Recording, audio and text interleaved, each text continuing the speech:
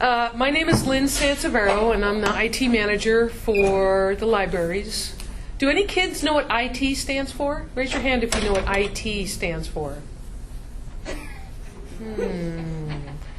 Information technology. Why do you suppose they call it information technology? Anybody got any ideas?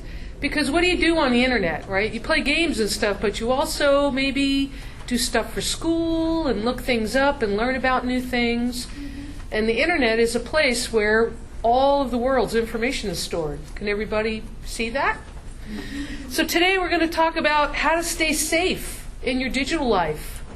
That means the games that you play, the websites that you go to, if you have a cell phone or an iPad or some kind of tablet that's connected to the internet. That opens you up to the whole entire world. So you're not just yourself when you're playing online. You're connected to millions and millions and millions of other computers and other people. And so what we're going to try to do today is teach you how to stay safe. Okay? So why are we doing this? Well, President Obama, does everybody know who President Obama is? Okay, good. You know, he understands that there's a lot of dangers for kids online, and he created this thing with the Department of Homeland Security to help people like me teach you guys how to stay safe. So cyberspace is anything that has to do with the internet. Can anybody tell me how they connect to the internet? What do you use to connect to the internet? Wi-Fi. What do you have in your hand there? An iPad mini. An iPad mini. What other kind of devices do you use? Gracie?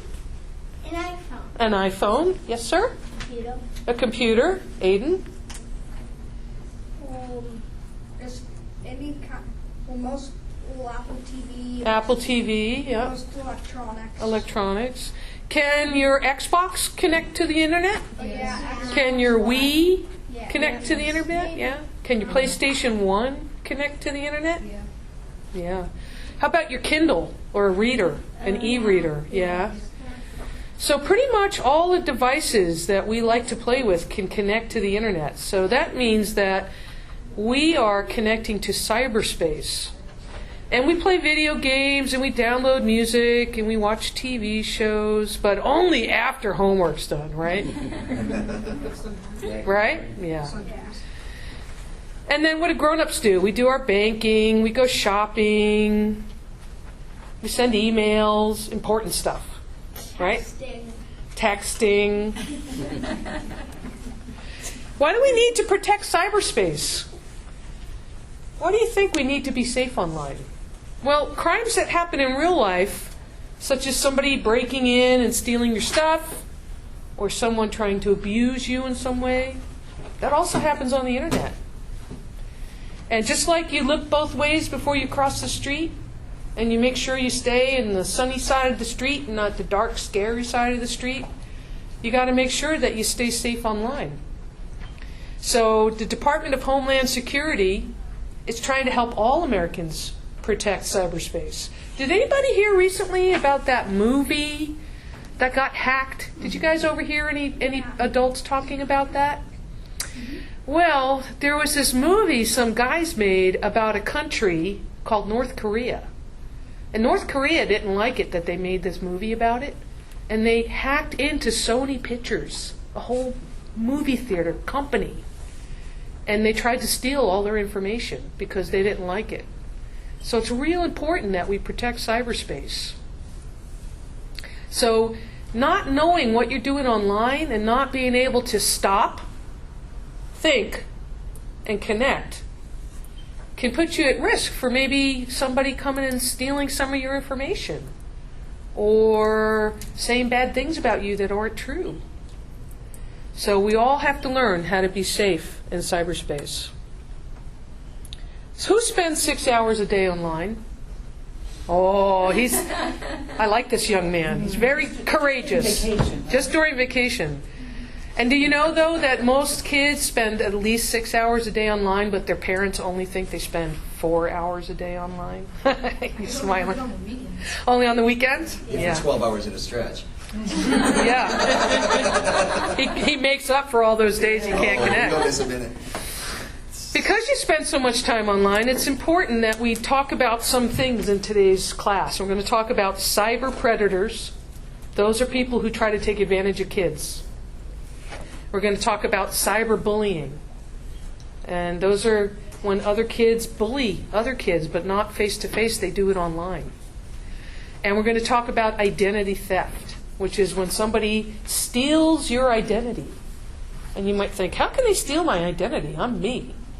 Well, they can steal stuff that's associated to you, like your social security number and your home address and your telephone number.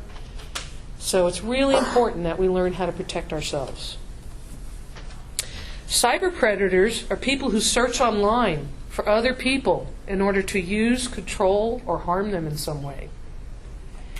And cyberbully is electronic posting of mean-spirited messages about a person, and they often can be anonymous, but sometimes they're not. Sometimes you know who's bullying you. So you have to keep your personal information private. When you go online, how many people go into make avatars of themselves? You make an avatar? You guys game and make avatars of yourself? So you should never use your real name when you make avatars and you connect online. Always make a fake name. And you should never ever use your real address or your real telephone number or your real birthday. And you shouldn't give out any of your personal passwords, except for to your parents, of course, or to the people who are taking care of you. And then the other thing is you need to think about what you're going to say before you say it online. Before you post anything online, like before you send a text or you post a comment on someone's Instagram or someone's Facebook account, think about it. Is that something you'd say to that person if they were standing right in front of you? If it's not, then you probably shouldn't say it. And then speak up. If you see someone else being mean to someone online, you need to tell an adult. Okay? Because it's really important that us adults know when someone needs to, be chill and not be mean to people online. It's not good to be mean to people online. So identity theft is illegally using someone's information to steal money or credit. How many people have their own email account? You have your own email account? Yeah. So if someone sends you an email asking for your personal information, don't answer that email. Because it sounds like somebody's trying to get your information so they can steal it. And then, for instance, screen names when you're gaming. What's your screen name? Do you have a screen name? G Sparkle, that's good. Yes, sir. Beast mode number 7. That's good. That's good. Do you see how the generic names, meaning names that aren't really a part of who you are more safe than names like Aiden's, where it's his first name and his middle name? Because someone's halfway to having all of Aiden's name. Right? And that's not good. Okay. So, some rules your parents probably taught you when you were really little. Don't talk to strangers. Right? So if I was a stranger and I came up to you and said, "Hi, little girl, what's your first and last name and what's your address?" You wouldn't talk to me, would you? No. Don't talk to strangers online either. If you don't know who someone is, don't talk to them. Don't chat with them. Don't Facebook with them. Don't follow them on Instagram. Only follow people you know, physically know. And another thing your parents may have taught you was look both ways before you cross the street, right? Or what happens? Right? It's kind of like that online either. Don't enter contests or join clubs or share personal information for any reason unless you talk to your parents first and get their okay. So what is personal information? Let's see. If I tell you I'm 50 years old, is that personal information? Yeah. Raise your hand if you think that's personal. If I tell you I live in Scotts Valley, is that personal information? Mm-hmm. If I tell you Oh, I like orange juice with my bacon in the morning. Is that personal information? Not really. Somebody's not going to come steal your orange juice and bacon, right? But if somebody, you would. You don't feed him. I have to keep an eye on you. If someone knew my age and my address, could they maybe use that to get into some of my personal stuff online and maybe mess around with my identity? They could. And this is a really good one. If something seems too good to be true, then it probably is. Have you ever heard that? Like, you get an email that says, Aiden River. How did they know I was Aiden River? I wonder. Aiden River, you have won $5,000. Click on this link to claim your prize. Does that sound too good to be true? Yeah. Yeah. So it probably is not true. It's probably going to be like a link for a hacker to get into. Exactly. Good thinking.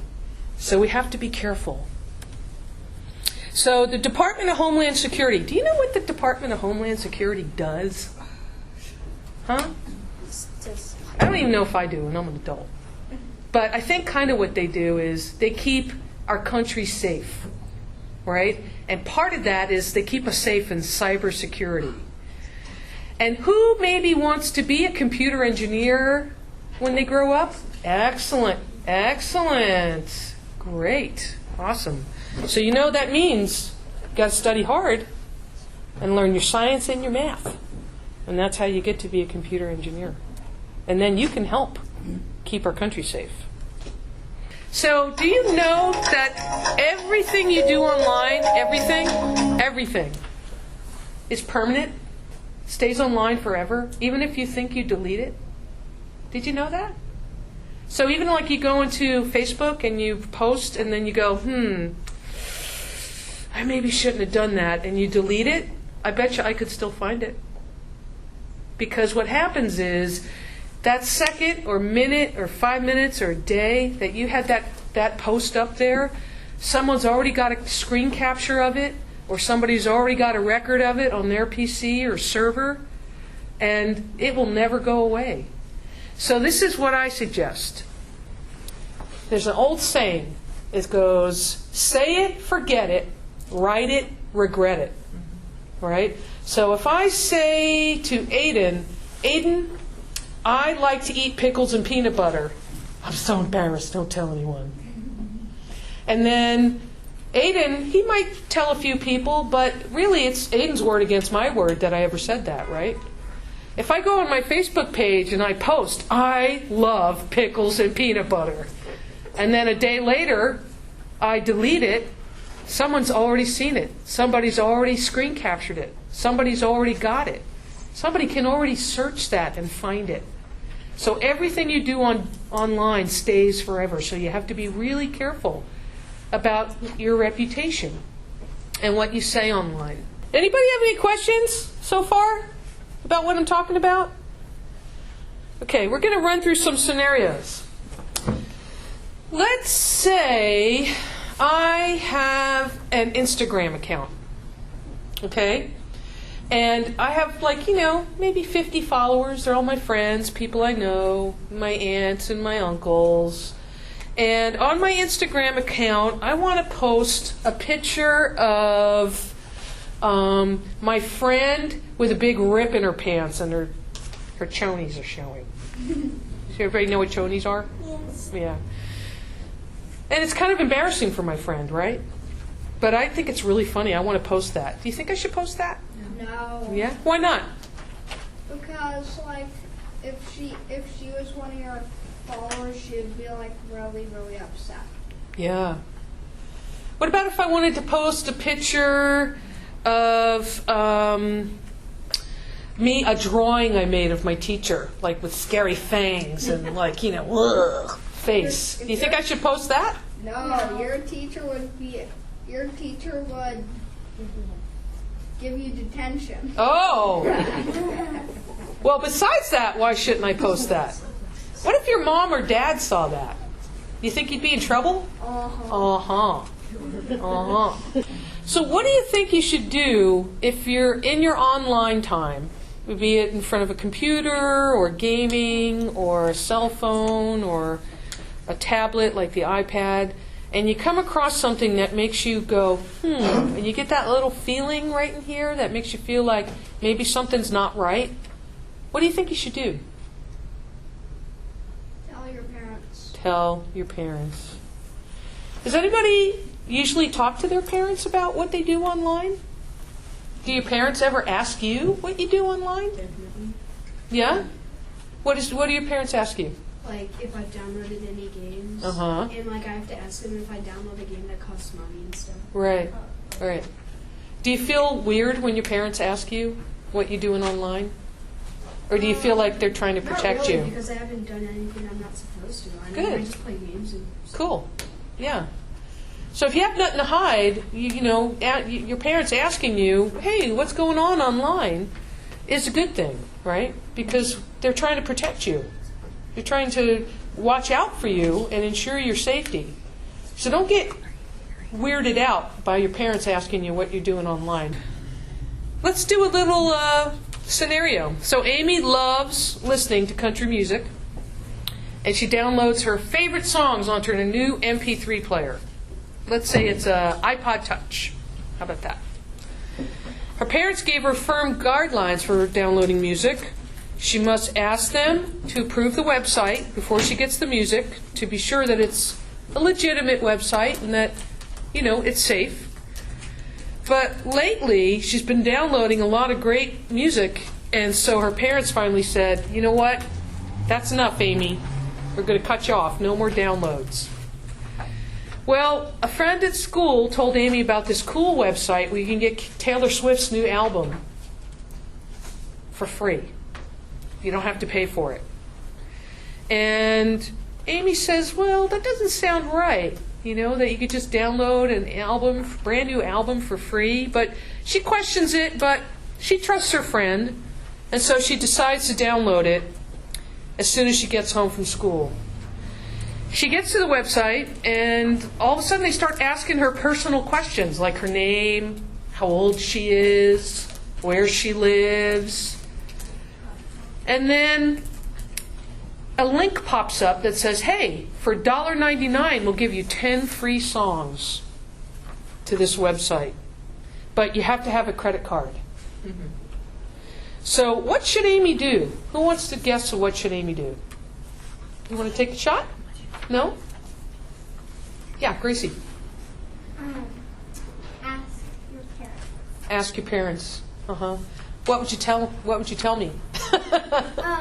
That's my daughter. I would say, like, I want to buy 10 new songs from this website for $1. Uh-huh. And then, I don't know what you would do. Yeah. But I think I would go look at the website. Yeah. Yeah. And I would probably say, no. right. Yes, sir. I would also suggest probably logging off that website immediately. Yeah, exactly. And the very second it starts getting suspicious, Yeah. shut it down and get out. Yeah, good advice. Really good advice. What were Amy's mistakes? What mistakes did she make? So the first mistake kind of was her parents said no more downloads, and what did she do? Downloaded more. Not so good. Did Amy do anything illegal when she downloaded that Taylor Swift album for free? Yes, she did. Yeah. Yes, that is against the law. Because who doesn't make money when Taylor Swift sells an album for free? The songwriters. That's right. And the record producers and the record company and Taylor Swift. Is Amy's friend truly a friend? Sure. She probably just doesn't know any better, right? So if I were Amy, I would go back and say, hey, Amy, what'd you do? Point me to that website, because that was a bad website. And they were fishing for information, and you should tell your mom and dad that you filled out all this information on this website so they can have a look and see if you've been compromised in any way. And who were Amy's actions most unfair to? To the artist, right? To the people who produced that music. That's their job. They deserve to get paid for their work. Mm-hmm. Okay, Jake was scenario number 2, Jake and the bad virus. Jake was on his family's home computer doing a school project on dolphins. He did a bunch of research, got done with his work, decided to quickly check his email account. So he sees 2 new messages in his email account, one from his number 1 grandpa, which he knows is his grandpa's account, and one from another that says sweepstakes at hotmail.com. with a subject line that reads, "You've won $5,000. So Jake doesn't even read his grandpa's. He just goes right to the sweepstakes one and opens it up. And so after he does, he gets a message instructing him to give him all the personal information about himself. His birthday, his name, his home address, his phone number. He hits submit and instantly starts receiving messages saying his computer has been infected by a virus. Jake panics because he doesn't want to get into trouble. He logs off, shuts off his computer, and goes to bed hoping his parents won't know what happened in the morning. What were Jake's mistakes?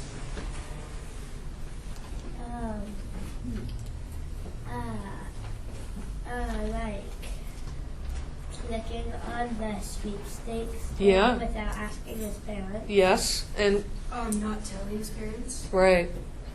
And what should have he done? He should have done what? Right when the computer was on, what should he have done? Ask his parents, tell his parents that he was done, and ask what to do now. What to do next? Yeah. And if it's an email address you don't know, you should probably ask your parents before you open it. Yes, really important. Really, really important. So just remember that having an internet-enabled device means that you, at your fingertips, have access to the entire world. The entire world is at your fingertips. It's the most amazing thing. But it also means what? That the entire world has access to you. Right? And we all know there's some not so good people in this world. Plenty of good people. Lots of good people. And a lot of not so good people too. So we have to protect ourselves. Right? So what do you do when you go online? You stop. What's next? Think. Poke yourself in the head. Hey, if that's what it takes to keep you safe, I'd say do it. And then you connect. Right? So stop. Slow down. Don't be so fast. If you slow down how quickly you interact with technology, it gives your brain a minute to think. That little part of your brain goes, wait a minute, red flag, that's not safe, don't do it. And you want to listen to that part of you. So do you guys know what bots are? It's like a robot, but not exactly. A bot is a computer program that lives on your PC and takes control of your or Mac, takes control of it. Even phones can be taken control of. And then what it does is it gets with a bunch of other bots and other computers that have been taken control over, and then they all together do something really bad, like try to break into a bank account or break into someone's credit card information. So there are things on the web called botnets, and it's true. These bots scan the web, and they're constantly looking for easy targets, just like in the real world. So you have to be careful. So anytime you can see that a website you're using or an application you're using is using two-step authentication, you have to think to yourself, that's a good website. Those people are really on top of things. And you can feel pretty sure that you can trust them. They ask you for your password, and then underneath it's a little picture. Like a side key. Yeah, it's like a little picture of a house number, and you have to type in that number. That's two-step authentication. So when you go to websites like that, you know that they're really, really taking good care of you as a consumer and as a user of that website. If you have a home network, what I would recommend, and what we have at our house, is this product called OpenDNS. OpenDNS. It costs about $15 a year, and they walk you through how to set it up so that all the searches go through this one particular site. And you have complete control over what kids can get on, what sites they can visit, what keywords they can look up. So really, it's a very powerful content filter that allows parents to really control it at the source, which is on the router, the internet router or the cable modem. So OpenDNS.com is a really good one.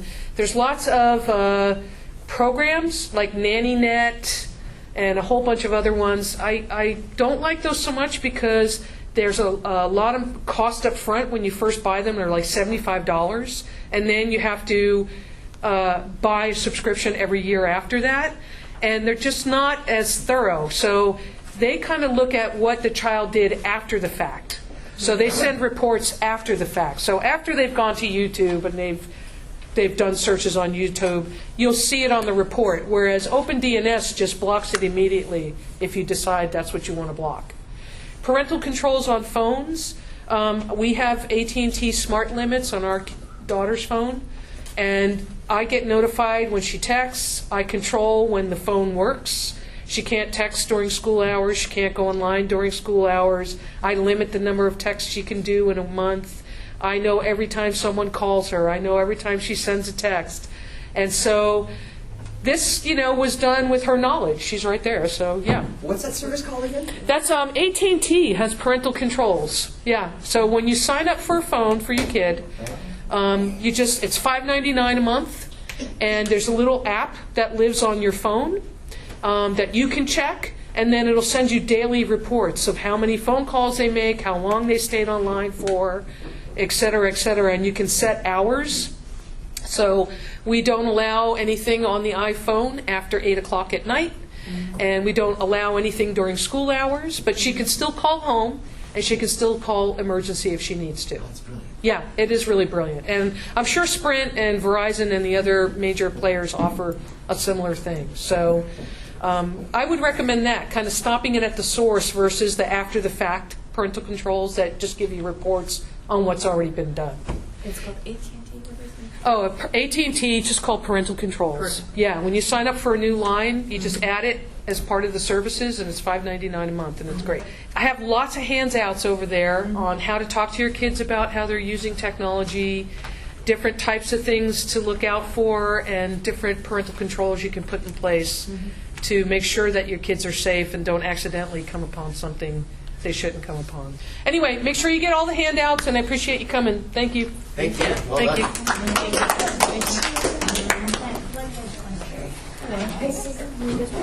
Oh, this is a huge one. I learned a lot. That was good.